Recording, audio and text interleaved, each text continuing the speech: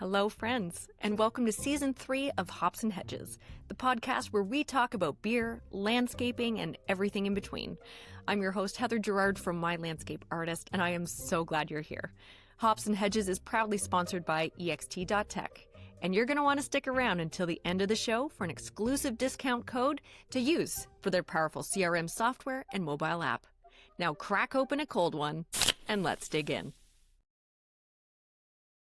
There we go. With me today, I am very excited to introduce Reverend Dr. Christopher Bennick, who is tuning in and coming on to speak with us and me all the way from Miami, Florida. So, Chris, welcome to the show. Thank you. So glad to be here. So I think, got connected through Podmatch. Is that correct? That's how we kind of found each other, which is awesome. You've been in the ministry for 15 plus years. You have a doctorate in ministry and theology, but now you're doing this cool other crazy thing, which we will get into, but I digress. For people who don't know you, who you are, what you do, can you tell us a little bit about yourself and why you're amazing? Sure. I'm a pastor. I've been a pastor, like you said, for quite a while now. I'm a pastor currently at First Miami Presbyterian Church here in Miami, which is a multi-ethnic congregation. We have more than 50 different nationalities represented in the church, and it's the oldest organized church in the city. So it's a really interesting place.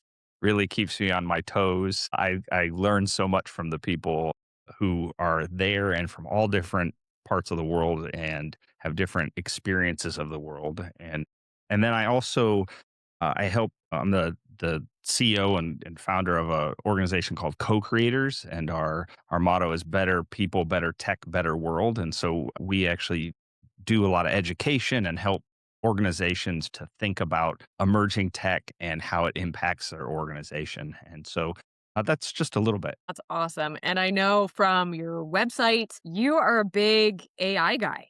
And I'm so excited to talk to you about that because I know I'm speaking on behalf of so many of us who are in landscape design and even other industries where there's so much fear around this, this big, scary AI, unknown, crazy thing. And I'm really looking forward to kind of your input on that. So for something that's on your website, you talk about how technology doesn't just inform us, but it forms us. Can you talk a little bit about this and what you mean? Yeah, sure. So I was actually thinking back in preparation for this podcast, right? And I was thinking about my very first job. I actually worked in an apple orchard, Brandt's Apple Orchard in Northeast Ohio. They would actually be a great guest for your podcast because they have all sorts of interesting. I'm writing this out. Brandt's. That place, when I was there, there was a family that bought it, and it was like a startup in many ways. And today, if you go there, it is a huge thing. It's owned now by another group of people, but everybody, I think, in that area, Northeast Ohio, knows about the place and goes there, particularly in the fall. That's where you get your cider and all those things. And I just remember, that was a formative time for me because you would go out and you kind of would go through the same motions over and over. You'd be picking physically apples off of these miniature trees. I think they had 7,000 of them. And so we would pick over and over and over and over. But then you also had to learn to caretake for the trees in different seasons.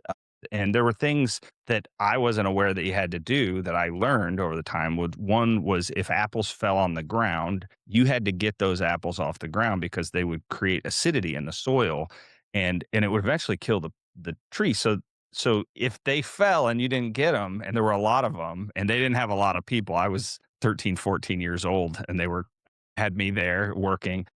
You'd be out in the snow in Northeast Ohio, scraping through snow, pulling these out because, as soon as the snow thawed, you're going to have a problem if not. Wow. And I thought about, that caretaking mentality is something that as a pastor has really shaped the ministry that I'm in.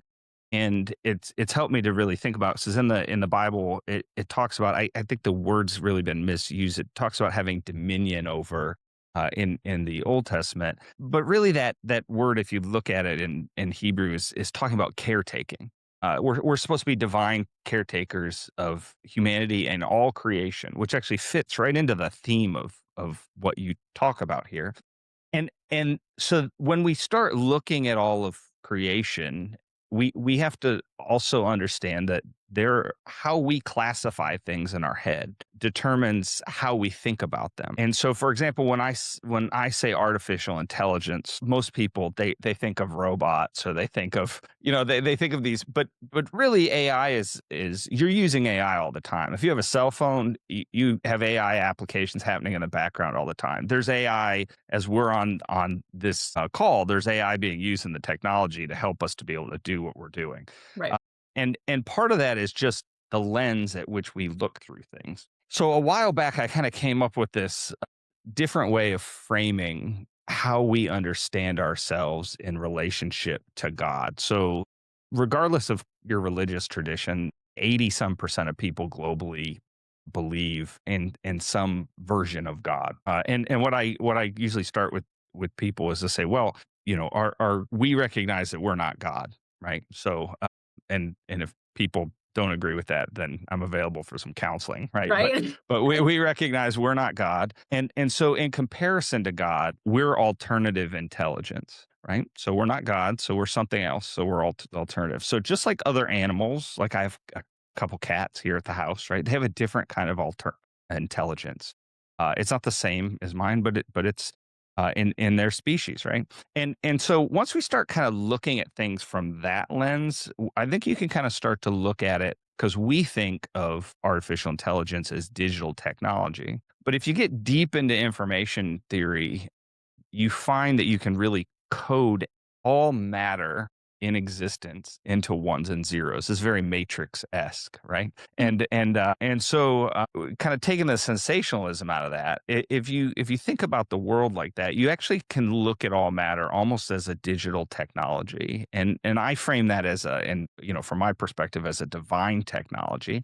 But I think we're called to be, then, if we understand that biblical understanding, to be divine caretakers or divine co-creators with God, right? Which allows us to think about the world and what we're doing. And so artificial intelligence becomes one of those things then that we're called to steward, right? Because just about any technology in the world, it can be used for good, or it can be used for things that aren't good. And we see examples of that. And so this is what I try to, that's a roundabout way of getting to a place of saying, this is how, when we engage these things, it's for us to not be afraid of them. Nuclear power, it sounds like a pretty scary thing. We understand it can have negative impacts, right? Hmm. But you also see how people can use some of the scientific developments that have come for that for positive things, and we see that as well. So it's for us to start to get our heads around the fact that as we use technology more and more and more, we are actually shaping that technology. Just like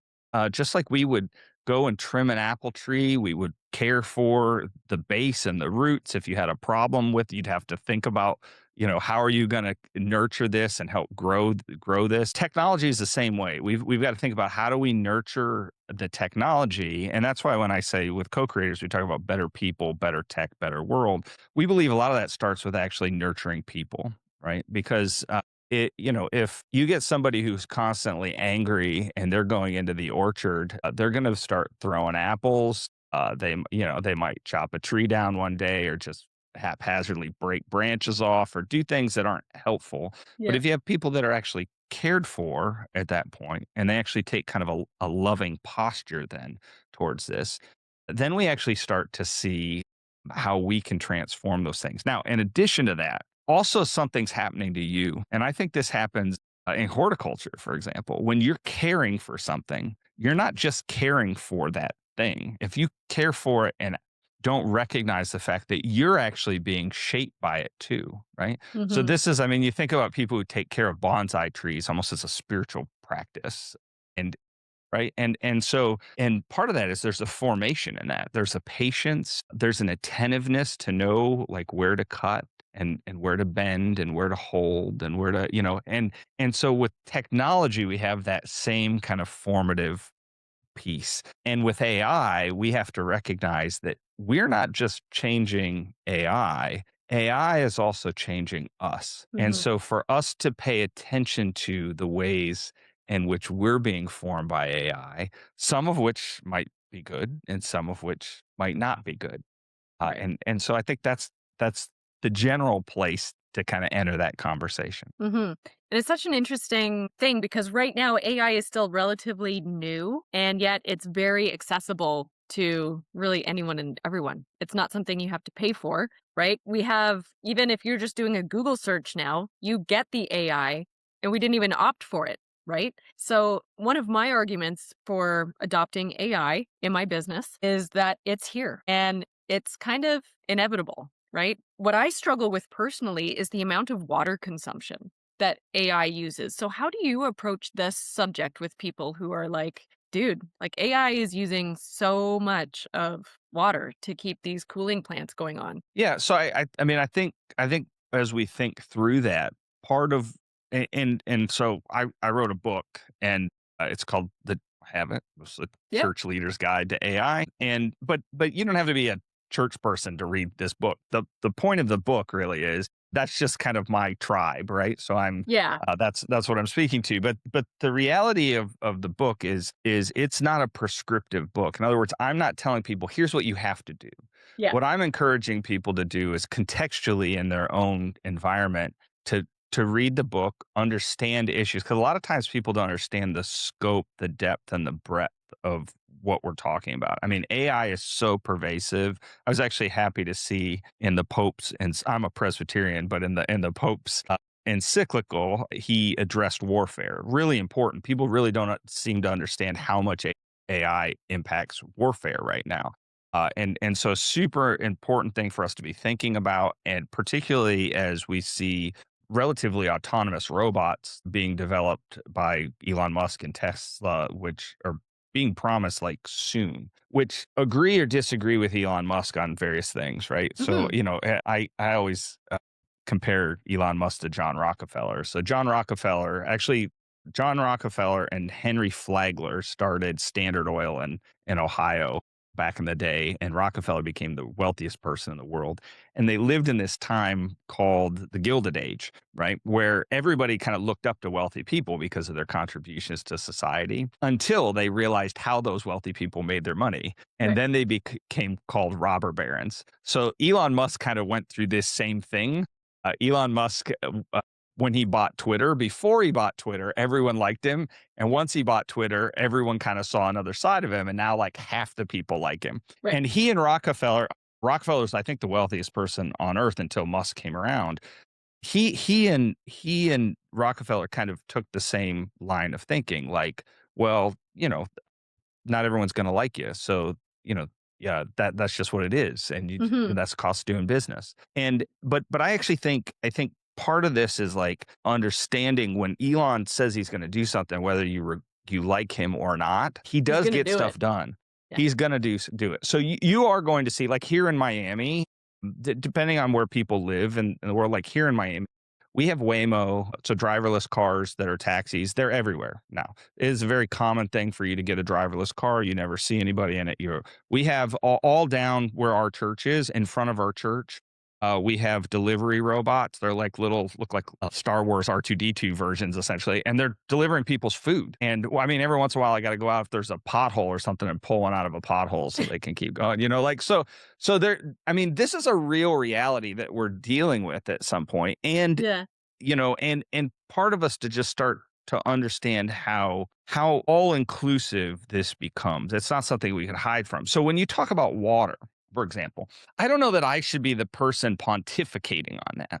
What I think is actually you need to get a bunch of people together in your tribe and have a conversation. Like get a bunch of horticulturists together Hmm. and there's a section in my book actually that deals with the environment and actually look at those questions and go, actually, what do we think this should be? And maybe even put a statement out on that. I mean, this would be like a great thing, you know, to like have somebody who puts a statement out and says, hey, here's what we think on this. Hmm. Because the thing is it's great that the Pope writes an encyclical. It's great that Anthropic CEO gives us some, you know, but the thing is this is the problem with kings, for example. You know, they might in theological language, it's called total depravity. So in we're so flawed that we don't even always see our flaws, right? So even if you had the most benevolent king in the whole world, because they have so much power, they make a law and it impacts certain people in negative ways. That might not be their intent at all, right? Right. But this is why you got in US government separation of powers, right? You checks and balances. And part of that came about. And you saw that all over the world then is there's checks and balances that happen in government now. And part of that is just to say we shouldn't trust all of our AI information to one person to Mhm. pontificate. This is something that it's worth, just like you're going to caretake for plants and creation. It's worth actually spending the time to get to understand the issues and understand what's actual and what's hype. Because a lot of times what you hear is some corporation hyping a perspective because Mhm. they want you to buy their product. They want you to think they're okay and their competition isn't, right? And so part of that is for us to start to wade through the process of that. And what I'm suggesting is not, I always tell even my congregation, when if you come to my church, sometimes if you're ever in Miami, you should come to my church. Just come check it Absolutely. out. And Miami is not the worst place to visit either, right? So it's like, but when people go to the church, I always say, don't take my word for it. Like, do the research for yourself, learn for yourself. Like I tell Mhm. them this when I preach, like, don't assume my interpretation of this is right. Like you have wisdom from all over the world, gather it together and learn to study this and say, and if you hear something that sounds divine, then assume that's God. And if you hear something that sounds foolish, assume that's me. Right. Like, Ah.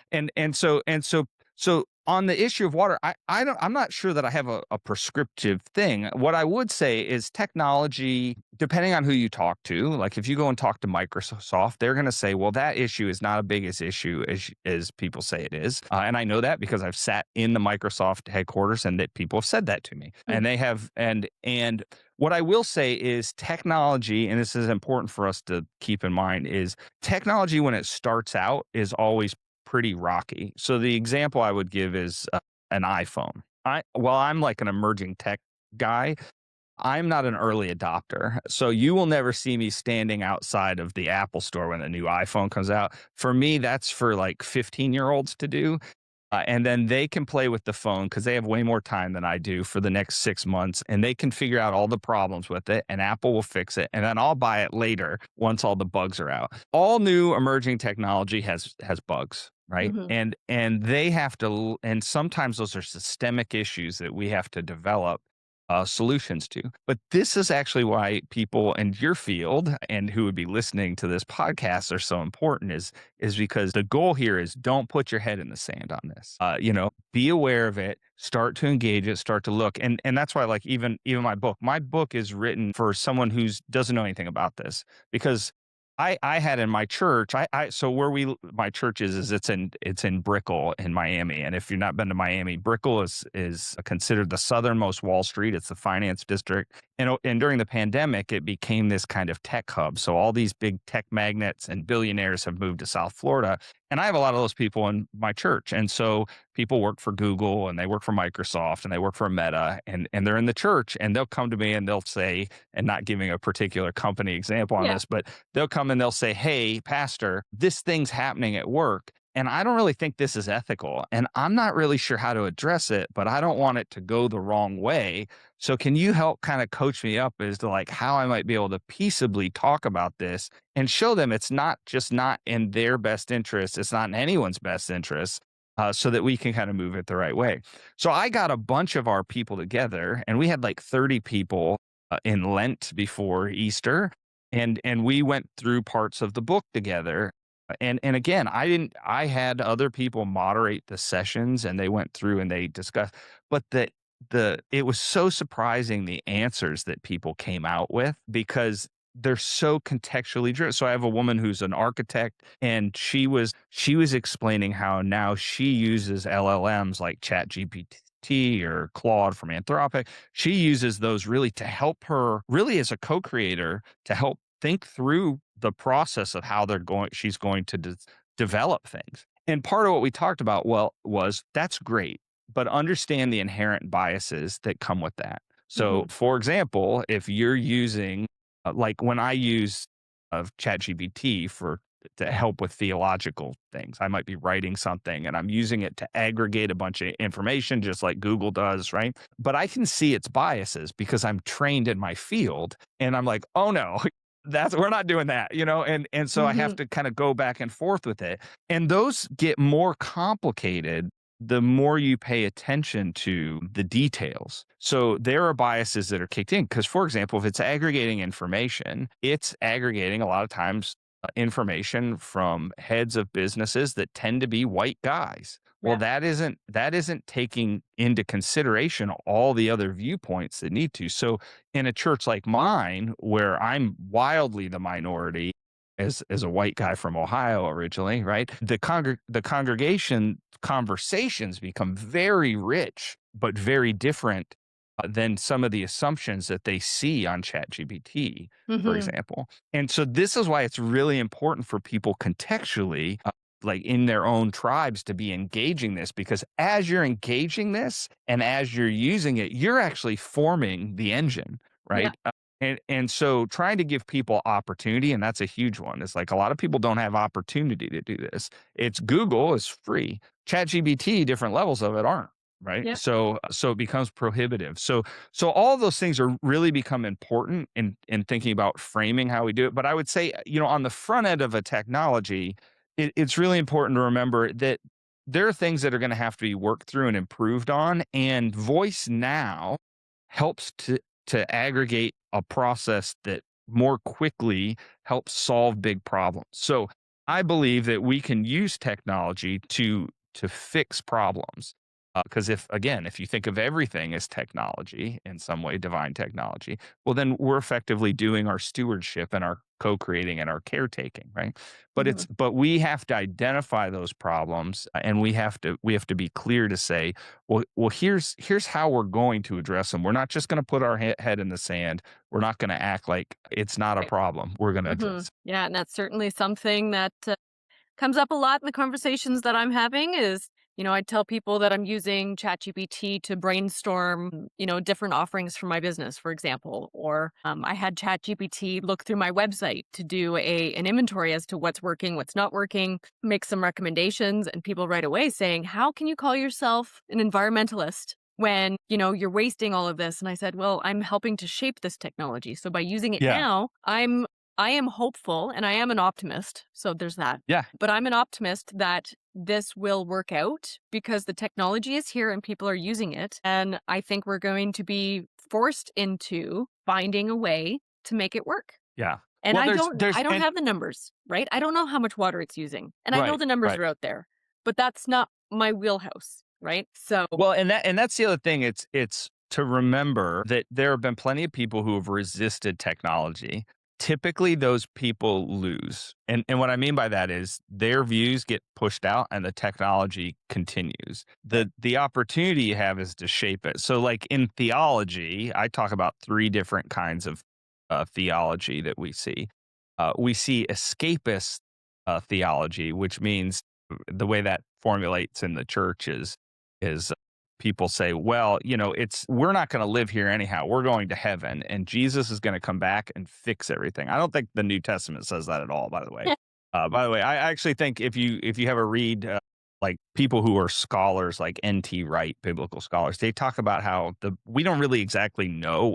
The church people talk with way too much certainty about things that we don't even know what we're talking. Like if I say an angel, you and I can have a conversation about an angel, but what the heck are we actually talking about, right? Right. Like what's that mean? But we dress our kids up like, you know what Yeah. I mean? Like we there's all these but we're talking about an interdimensional being. Like what does this mean, right? Yeah. So so there's a lot of things we don't know, right? But what we can do is kind of get our heads around the idea that in our ignorance we can work towards things, right? And so N.T. Wright says that somehow the Bible says that heaven and earth, they intersect with one another, right? So this means like the difference between believing being in this, and this is why like horticulturists really should pay attention to theology. It's really important whether you believe in God or not, to understand a lot of people do, and understand helping to shape people's theology is really important to their worldview and how they take care of the environment. Because if they're an escapist theologian, right? They take this thing that Jesus is just going to come back and fix everything. Then they don't mind, or you're going to leave this place and go to heaven, whatever that Right. means, right? Then you don't mind like polluting the oceans and cutting down the rainforests and strip mining because this place isn't our home anyhow. But Right. when you think about the intersection of heaven and earth, right? Then actually what you're doing is you're preparing for a restored, renewed, transformed creation, right? Right. Something better than's existed before. And in the Christian tradition, in the season of Easter, we talk about Jesus being resurrected. Again, whatever the heck that means, right? Like what's that mean? And Jesus is walking Oh, around in the no. Bible that he's got like holes in his hands and he's got a piercing in his side from when he's crucified and they're glorified. We don't know what that means. Jesus is kind of like us and he's also kind of not like us. So he's hungry. It's hilarious. The Bible's hilarious if you read it. Like Jesus shows up after dying, hasn't seen the disciples, shows up in a room and asks them if they have any food to eat. Like resurrection really must make you hungry, like it's just a Yeah. crazy thing. And then, but the point of that is whether you take that literal or figurative, kind of depending on your tradition. The thing is he's kind of Jesus 2.0. He can do things we can't do. He can walk through locked doors. He ascends into heaven again, whatever the heck that means. He can do things, but he's also physical. He's hungry, right? And the thing is if you actually look at reality, you see that there is all sorts of amazing transformations that we see in reality. I mean, just Mhm. we were babies once. That is impossible for me to think about almost now. It still 50 year freaks me old. out. Like, when I see Yeah, it's babies, like I'm like, "How did was my feet ever that" like, yeah, no. it's like it's No. an unbelievable thing, right? So people go through this wild transformation, right? And the question is well, do we view that as part of a preparation for something, right? So and you can look at that through different kind of sociological, anthropological, religious lenses, but the reality is this idea of preparing something. So that's called participatory theology. So participatory means that we're gathering and we're engaged in this together. And in the Christian tradition, it's Christ calls us to help participate in the redemptive purposes of God. So actually, like horticulture would be considered part of that. Actually, it's Mhm. just a natural part of forming and shaping for the well-being. Environmentalism. This should be like I think the only church in Miami proper, we do once a month, we do a trash cleanup. And we tell our people, like, this is not sexy. This is not like like we're picking up literal garbage, what we're doing that comes in from the bay. That's all. But the thing is we're called to be divine caretakers. So Hmm. this is our responsibility to our people. And I think that kind of messaging to people really shapes people's value of each other and kind of the community understanding, whether you're religious or not. We have people from all different traditions who are from different religious traditions who attend our church now because they're like, I don't know if I buy all that other stuff you're talking about, but I do think cleaning up garbage is really important. Right. Right. Like, and so these are the things that can help to unify us. And as we think about AI, we have to really get into these formational pieces and say, okay, well, are we going to be escapists or are we going to be participatory? And there's one other that I talk about, which is called supremacy theology. You see this in politics a lot, but you see it in big tech too. It's kind of it's my way or the highway, right? We've Hmm. seen this a lot in American politics now where people are just like, if you don't agree with them, they just shun you out of the conversation altogether, right? And I think we got to be careful with supremacy theology too, because that means, as a Presbyterian, in the kind of a general sense, we don't see disagreement as a bad thing. So if you and I were to disagree about something, I would say, oh, well, what might God be saying through Heather that God's not saying through me, and vice versa. And usually the truth's somewhere in the middle, right? And Yeah, it's a so conversation. It's not your right, way exactly. or my Which way. It's actually it can be both. And again, you don't have to innately be religious to hold that position, right? And that's part of that is just saying, what kind of world do we want to live in? And so as we think about AI, we have to start looking to say, well, are we being escapists because we're trying to hide? And I see a lot of environmentalists go, no, we shouldn't do that at all. Well, actually, you're losing your voice when you do that. Don't give your voice up. Like participate in it. Now, also, like, don't let people push supremacy theology on you and all, Mhm.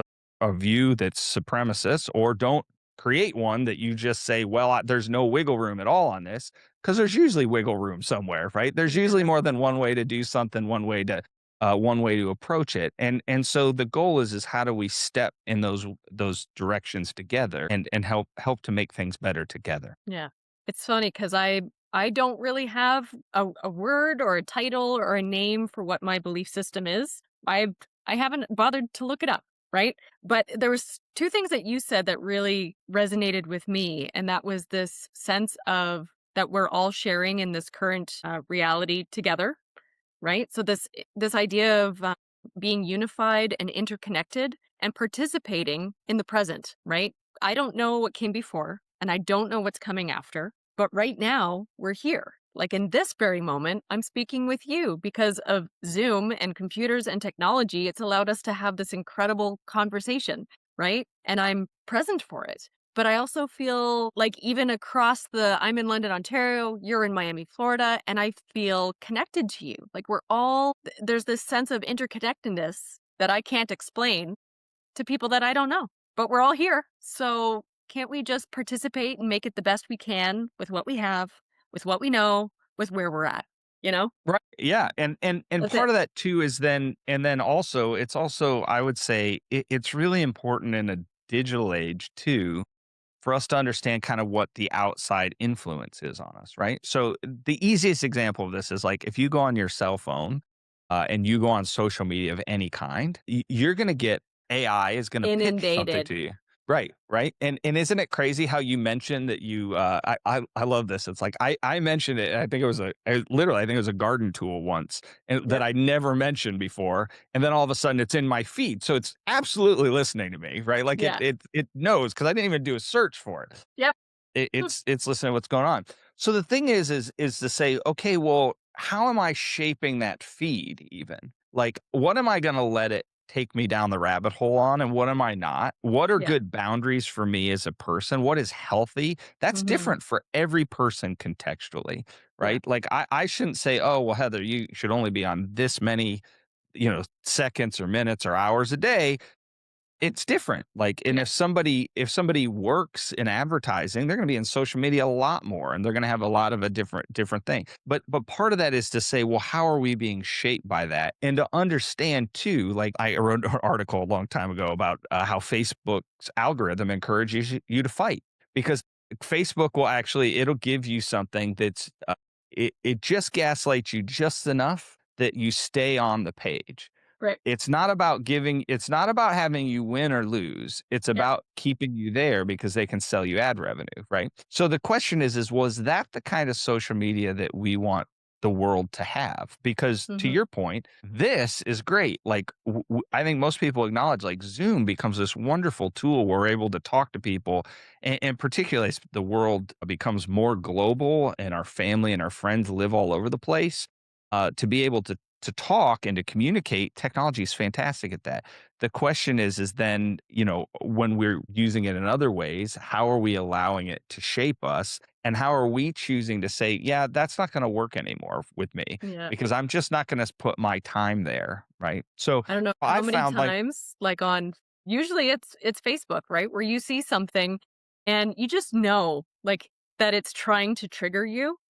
And yeah, once you oh, become yeah, aware of 100%. that, and as a horticulturalist, the stuff that I see is things to do with invasive plants because Facebook knows that it pisses me off, right? Yeah, yeah, So 100%. stuff that I'm Yeah. seeing, it's like people saying, "Oh, well, can anybody have any advice as to like where I can put some periwinkle?" And it's like, no, but you just don't, right? Well, and So part of that is to know where to engage and where not to, because you don't exactly. wanna you do wanna be participatory, correct? Yep. Like, that's the thing, but you don't wanna be escapist, but it's also having good boundaries, right? Yep. So, like, one thing I've learned for me is, the more noise I have around me, the more important it is for me to, like, we live in a beautiful place, where I can walk and walk down by the bay, and it's like so every day I walk, I do the 10,000 steps kinda thing, and I go Nice. out and I just spend time and I take the headphones out, Now, it's not that I don't have any technology. I usually have my phones tracking my steps. I got a watch on. I know what time it is and whatever. Like that's that's not the point. But the point is I disconnect and I just look at and from my theological perspective, I look at the divine technology around me, right? Yeah. I look at the beauty of nature around me and take that in. There's something about hearing the water lap against the shore. There's something Oh, about yeah. listening and Coconut Grove where we live. There's peacocks and listening to peacocks and seeing them run around with their babies, right? Like Yeah. it's just watching the trees bloom, watching the seasons change. Like these are the things that give us life, in my opinion. And those are the algorithms in many ways that I want to be attuned to, right? Mhm. I want that data and that information to keep coming to me. Whereas some of this other stuff, it's like, you know what? I've not seen too many people convinced to change their argument from Facebook. Right. And so it's like maybe that's not what my purpose should be.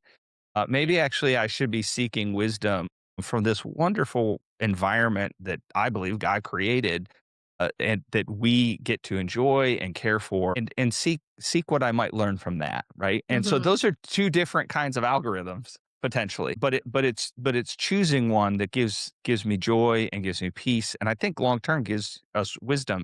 And I think probably every horticulturalist, they might use different verbiage, but they know that feeling, right? Oh, yeah. You know when the wind blows through the trees just a certain way, or the light shines down through, onto a plant, or you put your hands in the soil. There's something that's happening that I would go so far as to say is a spiritual experience that people I have, couldn't agree with uh, you more. And and there's and I actually think like we have science that's already backing this concept, right? And more people are looking into this concept of horticultural therapy and environmental psychology. And our outdoor spaces have great impacts on us, but we also have an impact on the environment. And it's the same with AI. that's right, So that's it's right. interesting how you're saying, setting your boundaries and knowing, that sometimes it's AI or Meta or whatever that's messing with you. But do you ever like, this is going to maybe sound weird, but do you ever like turn the tables on AI and mess with it? Like I like having conversations with my friends with my phone on and say something super random, like turtles don't wear socks. And then you know what I start And then getting? Stuff with turtles and socks, like it's that's crazy. hilarious. I highly recommend it. Get all That your sounds friends awesome. together, Uh, put your phones on, right? And just that make sure that that you're sounds like a Facebook group worth worth joining. yeah, yeah. So we Turtles, absolutely yeah, I that's wanna the name a code. beer. I wanna make a beer one day, and it's gonna be called, Turtles Don't Wear Socks. So that's a Awesome, great name for awesome. an IPA. So, we are coming up to time, but I do wanted to ask you just a couple more questions before I let you go, because I have a feeling that we could just talk for hours about this. So we're just gonna have to do a part two. All right. Great, sounds great. But I always something on this show and something that's really important to me, something that has really influenced my life is this concept of mentorship. And I always ask guests if there's somebody that they would like to give a shout out to. And you mentioned Max Stackhouse, and I have to admit, I thought it said steakhouse. I was like, oh, Max Steakhouse. Like, what a great mentor.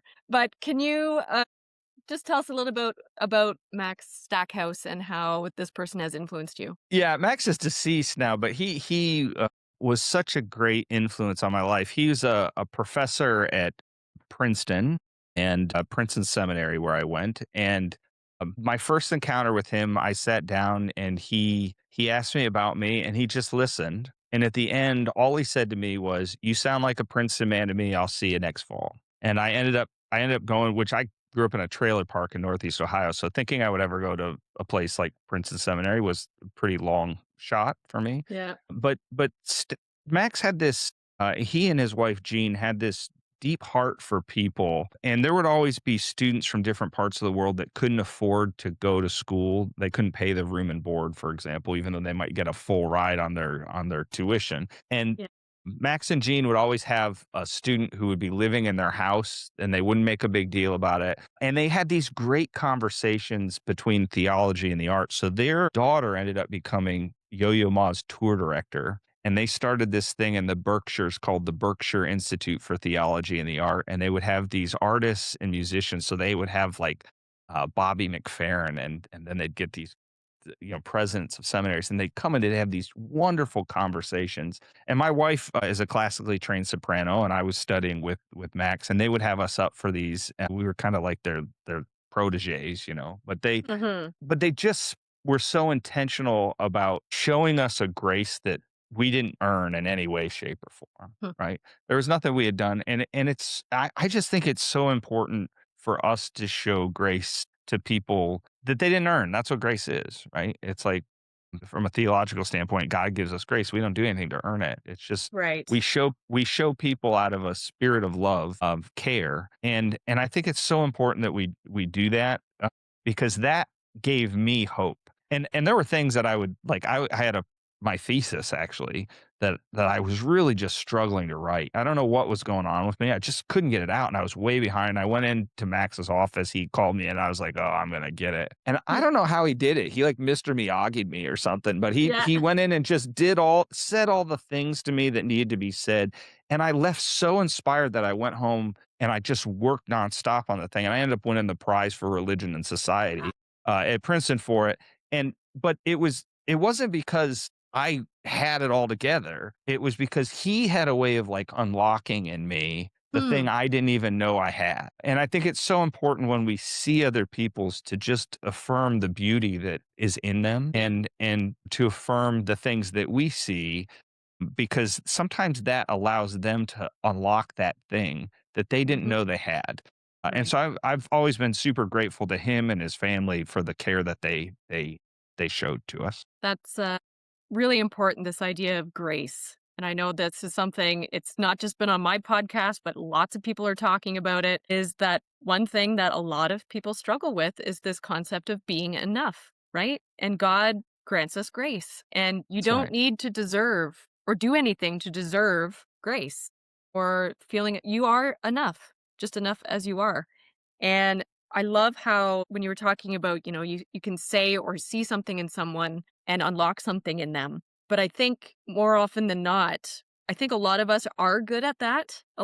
There's a lot of good people in this world or this current situation that we find ourselves in on this planet, right?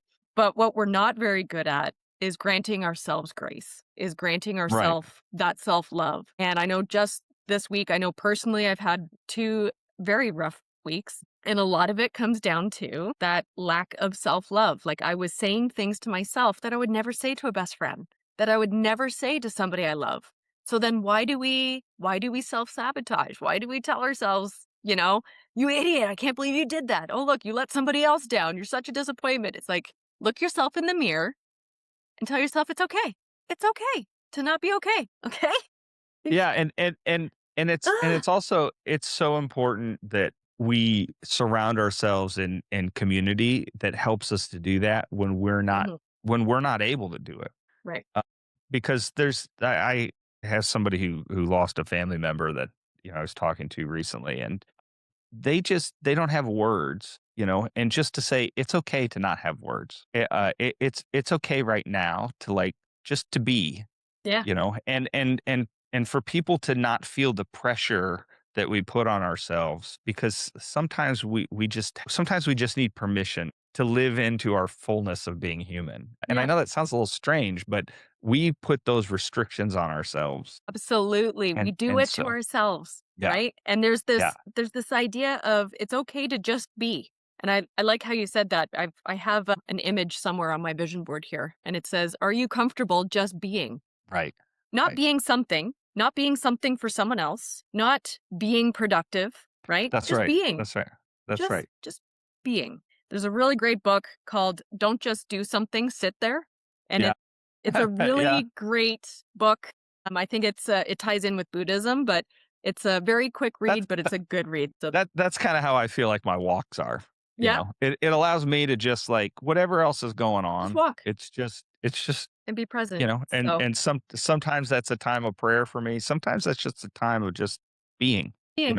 and I think that creates a new level of health. I also think, like, when people do things I mean, I think this is like people who garden, for example.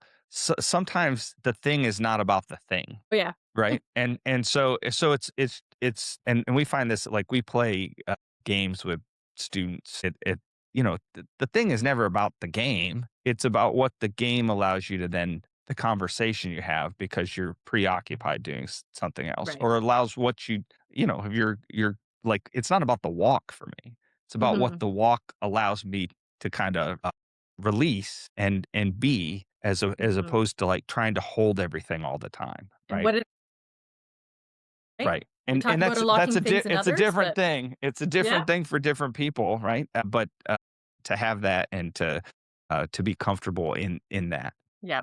So with that, I did mention a book, so I do want to talk about your book, which you mentioned a book by C.S. Lewis called The Great Divorce, which Yeah. sounds terrible Yeah. saying it out loud, but you say it's a book about becoming. So what is Yeah, the yeah. synopsis of this book? What is It's kind of like C.S. Lewis is this famous writer who was at Oxford with J.R.R. Tolkien. They had a group called the Inklings. They would gather together and it was like, I don't know the easiest way to describe it. It's kind of like almost like a little literary group that they had that Yeah. got together. They influenced, but he wrote this book. It's really short, but I love it. It's kind of like a Protestant purgatory, but Okay. it's about how you can unlock the beauty of who you are. And Hmm. it is a great understanding of how it's very kind of poetic in how it's written, but it's a great example of how we can put restrictions on ourselves. And that's I don't think that